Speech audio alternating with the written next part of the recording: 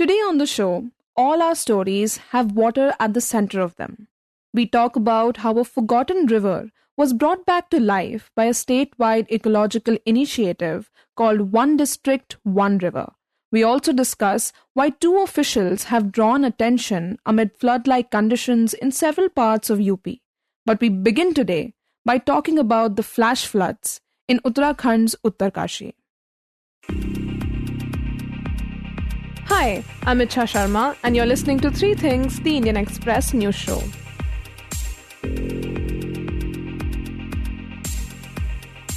On Tuesday, flash floods and a massive debris flow swept through the Dharali village in Uttarkashi, washing away hotels, shops, and restaurants. So far, at least 60 people have been reported missing. And with rescue efforts now in their third day, teams are grappling with persistent rainfall, poor ground connectivity, and a shortage of heavy machinery. Now, flash floods in Uttarakhand are not uncommon and are often caused by what's known as a cloudburst, a highly localized but intense burst of rainfall. But this time, it wasn't a cloudburst that triggered the disaster. In fact, the area hadn't even recorded any unusual high rainfall.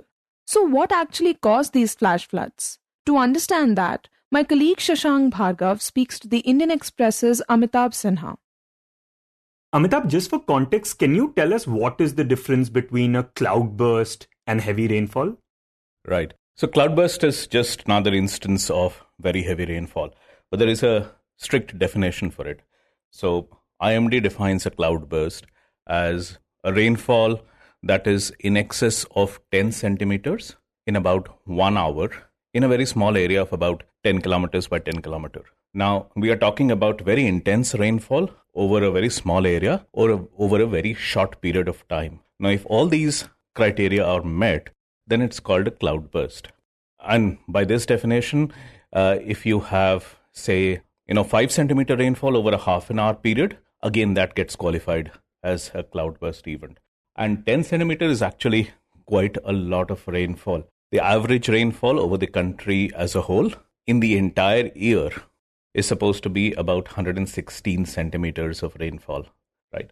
What we are talking about is roughly about 10% of that in just 1 hour. So that's intense amount of rainfall, and that too over a very small area, so that the impact gets magnified. So very intense rainfall over a very small area over a very short period of time. So that's how a cloudburst event is defined.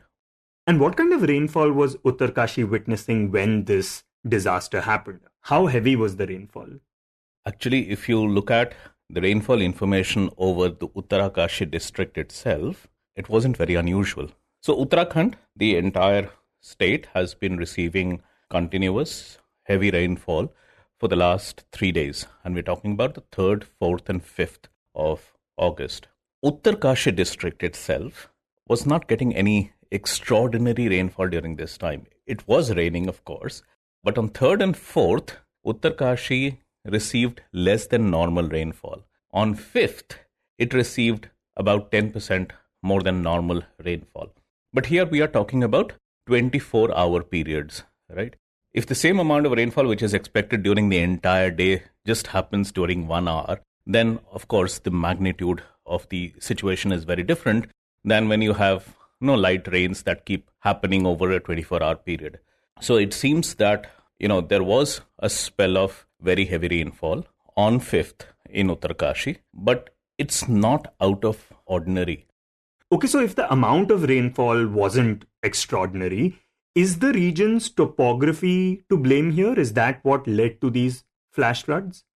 See, flash floods are generally associated with very intense rainfall events. Whether it's a cloudburst or not, that's a different matter. But very heavy, intense rainfall happening in a hilly area, they trigger sort of landslides or mudslides. Once all this, the rock and the earth and the mud and the sand, once they get into the river or rivulets and in the streams, and all of them move into the river, they start to flow downstream. And as they flow downstream, they gather more and more momentum because, they gather more and more mass as they move downwards. And then downwards, it creates havoc. Now, in most of these situations, most of these flash flood events, which happen in Uttarakhand and other hilly areas, what you see is a very intense rainfall that triggers the event, right? Now, what we have to understand is not every intense rainfall event actually leads to a flash flood kind of a situation, though the dangers are always there. And two, not every flash flood actually requires very heavy or extraordinary amount of rainfall to get triggered. And therein, other factors come to play in as to where it all started, what is the geography of the area and how it started. So the flash floods itself, they are a result of, as we talked about, landslides originating at heights. And if those landslides and if the mass that comes out, all the earth and mud and everything and rain, if it gets stopped somehow before reaching the river and it doesn't flow downstream, then you are saved. And in a lot of situations, these things happen. So it depends on where exactly the rainfall has happened, where exactly and how much of earth has moved, how much stones have got displaced because of rain, whether they have been able to reach streams or not, or whether they have got blocked on the way. And all these then eventually decide whether we'll see the kind of flash floods that we have seen in Uttarakhand.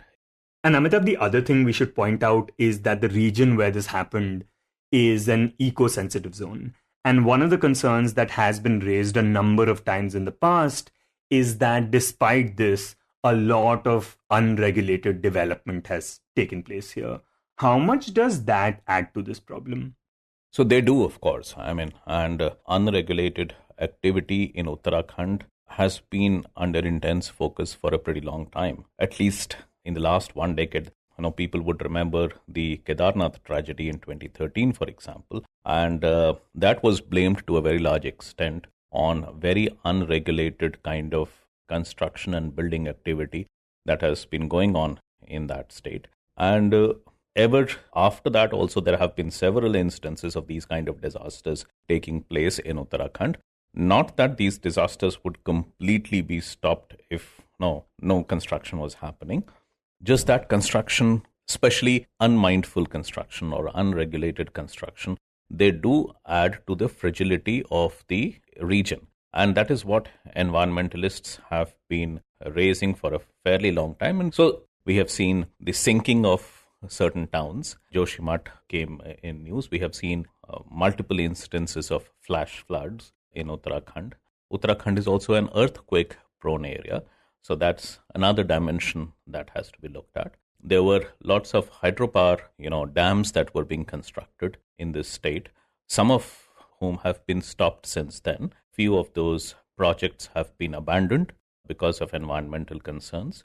Tourism has boomed in that state, religious tourism mainly, because of which you have seen a huge amount of mushrooming of tourism infrastructure, hotels, restaurants, and everything. A lot of them are located in areas where they should not be located at. This particular incident happened near an eco-sensitive area, a particular area which has been declared as an eco-sensitive zone, the Bhagirathi eco-sensitive zone. And there have been activists and environmentalists who have been pointing out that even in this area there have been certain violations of ESZ norms, that is the eco-sensitive zone norms that are been set. Those get routinely violated and those have been flagged. And there have been claims that these kind of things, even though triggered by natural events, they turn into disasters because of human interventions like unregulated construction and all.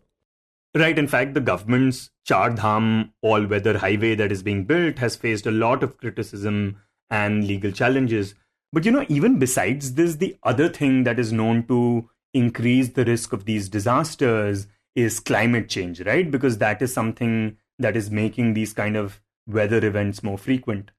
Yes. So what we certainly know from past trends is that climate change is exacerbating your extreme weather events.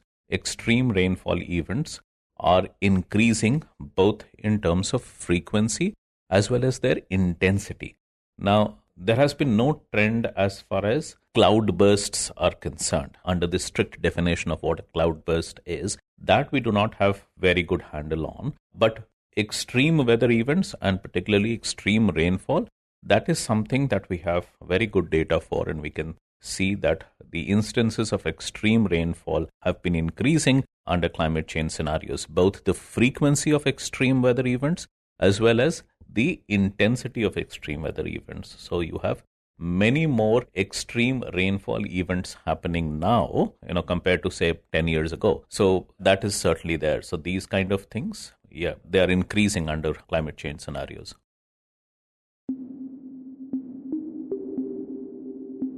And next, we turn our attention to a rather unique ecological intervention led by a state government. For years now, the Noon River in Kanpur had been choked by construction waste, encroachment from nearby farms, and the spread of water hyacinth, or jalkumbi, an invasive species often called the terror of Bengal because of its devastating impact on the aquatic ecosystems across the globe. But now, thanks to a district-led initiative aimed at reviving forgotten and drying rivers, this 48-kilometer long river has come back to life.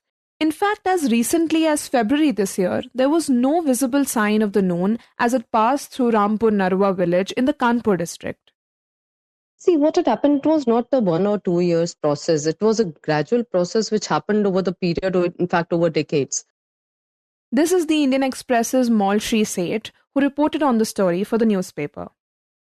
What had happened slowly, because it was a very narrow stream which was going across the fields, because it's about 50 kilometers away from the Kanpur town. So it's largely the agriculture area. So it was going through the fields, and what had happened over the years, in some areas there was encroachment, in some areas like a road was being constructed, so boulders and everything had landed on that particular stretch of the river, so that got blocked. And in some areas, the field covered it. And in larger section where it was not flowing, there was also jalkumbi, which was infestation, which had taken over the riverbed. And over the years, since the river flow could not be maintained in those areas, that dried up, and then the entire stretch had dried. So it was like about 48-kilometer long stretch of the river in Kanpur itself. So almost half of the river was facing such kind of a problem. She says that during the monsoon, water from the lake would overflow into the nearby agricultural fields, leaving behind layers of silt and salt that made the land unusable for several months each year. But over time, people actually forgot that this river actually existed. Because it had dried up in most parts, and in some places it was running, and there was no continuous flow of the river from its origin point till the end. But today, Maulshree says the Noon River flows once again, nearly 6 feet wide at its origin point, thanks to a statewide initiative by the Uttar Pradesh government called One District, One River. This effort was announced by Chief Minister Yogi Adityanath during the Saryu Mahotsav in Ayodhya on 5th of June.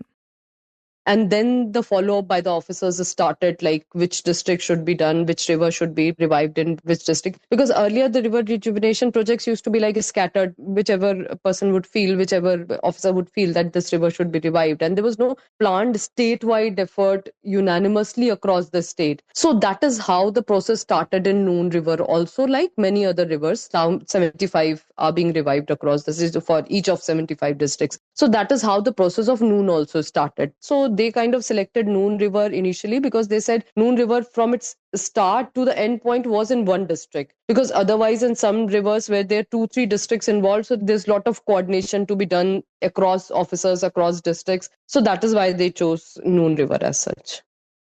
Now, according to officials, Noon was actually one of 4 forgotten rivers in the district. And while it hadn't completely dried up like the others, it was heavily choked by water hyacinth, boulders, and encroachments.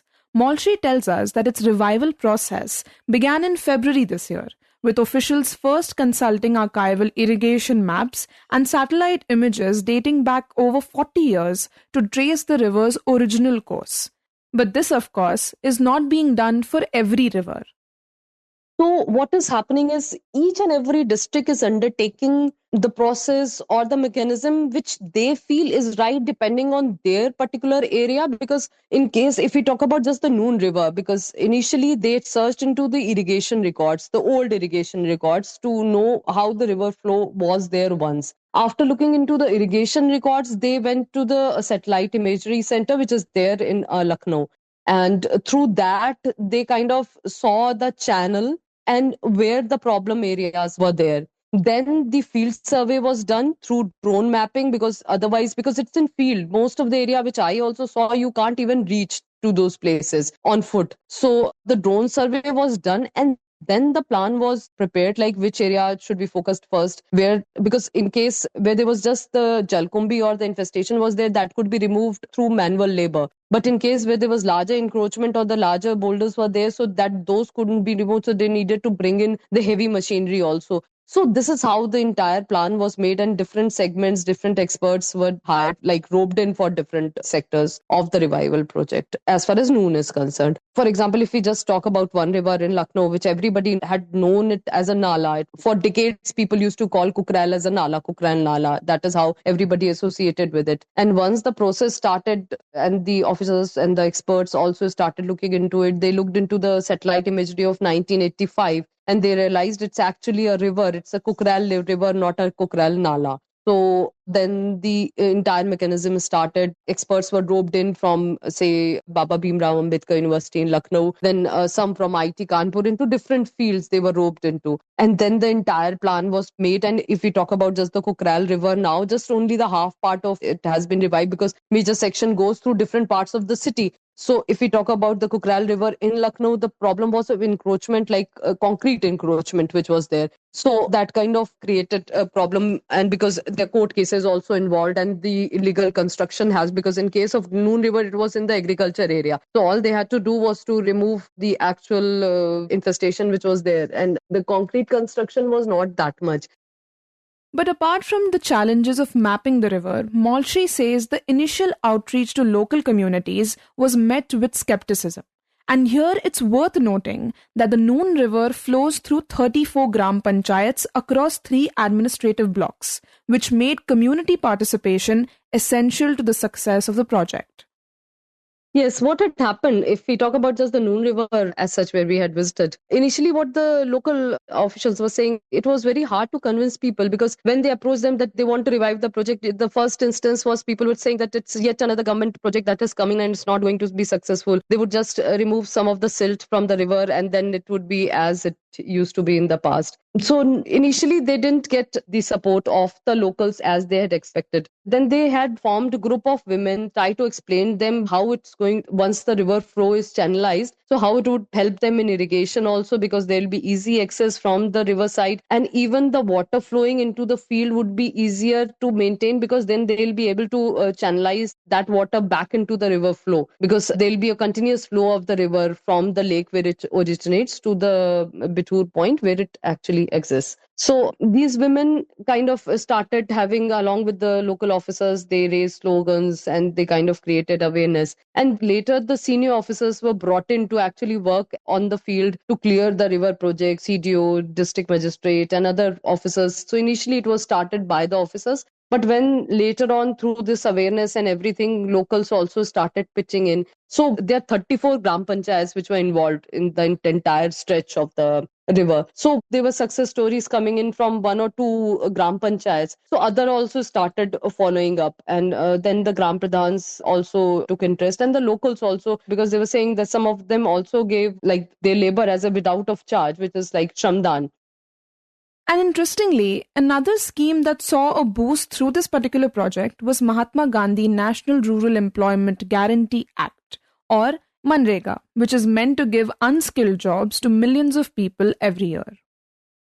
So in most of these areas where I visited, the Narega work was very low, because the laborers throughout the year, what they were not getting work, they got through this project in like 3 months time. So through Narega also, these laborers gave in, like, because say for example, 1 gram panchayat only about 2200 days would come in. I spoke to one of the laborers. They said in 3 months time, I got almost 30,000 rupees. So which I would not get even after almost a year long of work. So it kind of, the job employment scheme also got a boost through this project. And even the CSR also came in, because then there was some local industry, because in the areas they had to use machinery to remove the encroachment or the area where the silt had accumulated. So in the areas where they had to use the machinery, they brought in the CSR funds of the local industry as a help. So a lot of the local help and the CSR funds, so all these kind of combined together help revival of this project. Now, this campaign under Manrega in just 3 months generated 1,760 man-days of employment in Rampur Narua alone. This was a significant jump from the 1,200 man-days recorded in the entire previous financial year. And Maulshree tells us that across the state, work on nearly 50 other small rivers is now nearing completion. See, out of 75, what the government has claimed that almost 50 are near completion. Then the remaining rivers are there where there are various challenges, because the encroachment, there might be court cases or there might be encroachment which are difficult to remove. And then the entire length of the river is across districts. So as of now, what the government is claiming that almost 50 rivers are close to revival across the state. And the target is to complete at least one river in every district as soon as possible. Now, these revived rivers have already begun delivering agricultural benefits, providing natural irrigation and reducing the need for expensive water pumps or makeshift check dams to store water near fields. Yeah, see, there are different outcomes for different regions. If we talk about Bundelkhand, it would, many might see that the revival of a river might bring water. But here, because this is Kanpur area, which is like next to River Ganga, so here the problem was of flooding. What used to happen is the river was not channelized. So when there would, this lake, particular lake from where this river originated, it would overflow. The water would overflow into the neighboring fields all across the river at various points. And when this field was flooded with this water, and after the water receded, these fields would be filled with salt, silt. And what locals said that for months, at least 4 months, they were unable to use their fields, because once the flooding was there, and even after the water receded, so almost 3-4 months had gone waste. They couldn't grow anything on those fields. So what is they are expecting this year, that with this flow coming in, so even if there's a temporary storage of water, so through the channelization, they'll be able to kind of direct that water back into the river flow. And another thing, because when I spoke to some of the locals, they were saying that earlier what used to happen, because in between the river was dry at many places, those areas they would use submersible or water pumps. And many of the small farmers didn't actually have those pumps, so they would hire on a daily basis to give water to their fields. So what is happening now is in the neighboring fields which were there, so initially when that kind of rainfall was not there, so they would kind of create small check dams in between, and through that with just minor this thing, and they were able to directly irrigate their fields. So that kind of reduce kind of a cost of irrigation for their fields as well. So they are hoping that maybe over the period of time the flow is continued, and it helps them in both in irrigation as well as drawing out water, excess water from their fields back into the river flow.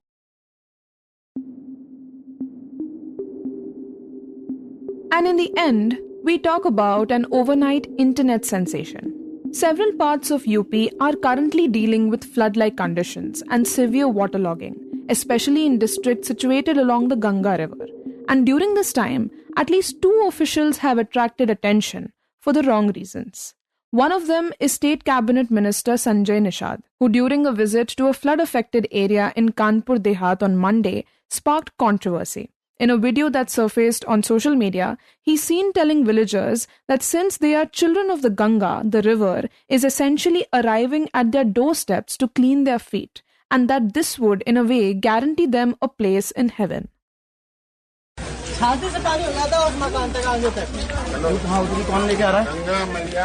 Ganga पुत्रों का पाँव धुलने के लिए आते हैं। वो बात सही है। गंगा के पुत्र सीधे स्वर्ग जाते हैं। Ganga ji In the video, Nishad is heard making these remarks to villagers, even as they are apparently trying to highlight issues caused by the waterlogging. Now, the second person who has made headlines in this regard is a police officer posted in Uttar Pradesh's Fatehpur district. जय गंगा मैया की, जय गंगा मैया की, जय गंगा मैया की। मत्थन हो गया माँ मेरे दरवाजे पे दस्तक देने आशीर्वाद देने जय गंगा मैया। This is Sub-Inspector Chandradeep Nishad, who has drawn attention after videos surfaced of him swimming in flood waters outside his house in Prayagraj, where many residential areas have been severely inundated, displacing thousands of people. The videos, which were posted on Instagram by his children, show Nishad worshipping the river and diving from the second floor of his home into the flood waters caused by the overflowing Ganga. जय हो माँ गंगा। आज मेरे घर में पूरी तरह से आपने आगमन किया। आपके दर्शन करने के लिए 66-67 करोड़ देश की जनता ने आपका आशीर्वाद प्राप्त किया और आप मेरे घर चल करके मेरे घर में आ करके मुझे आशीर्वाद देने का मुझे सौभाग्य प्राप्त मिला। धन्य है, जय गंगा मैया की जय। Now, talking about the video, Nishad said the river Ganga had played a crucial role in shaping his life. He learned to swim in the river and was inducted into the police force in 1995 under the sports quota due to his achievements as a national level swimmer.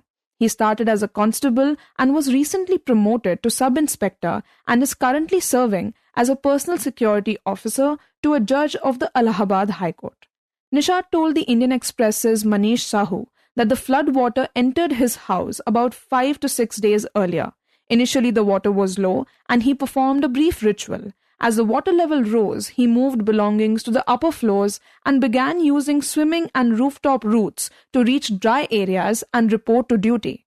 At a point, the water on the ground floor reached nearly 9 feet and it has since receded to about 7 feet. Nishad also noted that he is not very familiar with mobile phones and had only saved the videos on his device. His children took the initiative to share the content online. Nishad further said that he has experienced similar flooding in past years, especially in 2013, 2016 and 2019. You were listening to 3 Things by the Indian Express. Today's show was edited and mixed by Suresh Pawar and produced by Shasahnk, Bhargava and me, Ichha Sharma. If you like the show, do subscribe to us wherever you get your podcast. You can also recommend it to someone you think may like it, with a friend or in your family. This is the best way for people to get to know about us. You can also tweet us at Express Podcast or write to us at podcast@indianexpress.com.